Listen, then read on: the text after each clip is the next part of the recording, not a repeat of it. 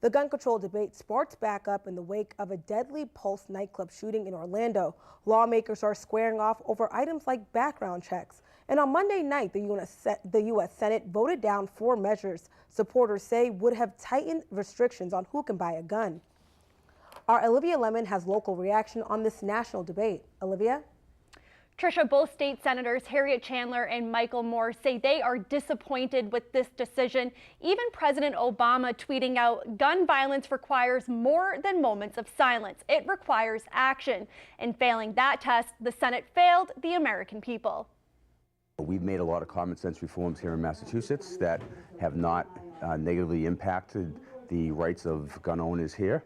I think some of those reforms can be utilized on the national level. State Senator Michael Moore says the U.S. Senate's decision to reject 4 votes on gun control measures is disappointing.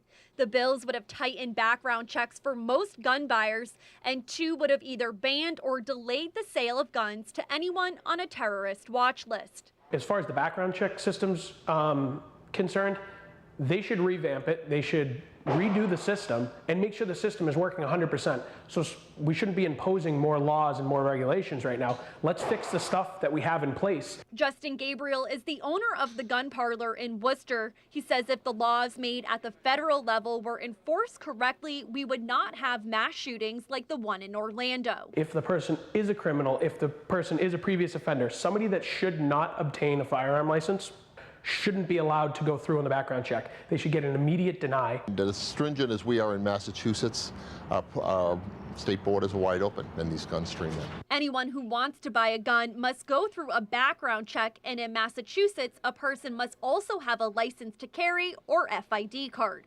Worcester Deputy Police Chief Edward McGinn says since other state laws are not as strict, illegal or stolen guns still make their way here. The department is holding a gun buyback program this weekend. Completely voluntary, completely anonymous system by which people can return guns that they no longer need, no longer want, no longer have a need for. Meanwhile, Senator Moore is hoping people at the national level can look at the laws enforced in Massachusetts in the future when passing gun laws. A lot of us who are in support of the Second Amendment, but we are in support of it with certain checks to make sure the individuals who have these firearms do not pose a threat to the safety of the public. Now, the 15th annual Goods for Guns buyback program is this Saturday from 9 to 2 at the Belmont AME Zion Church in Worcester. Tricia, back to you.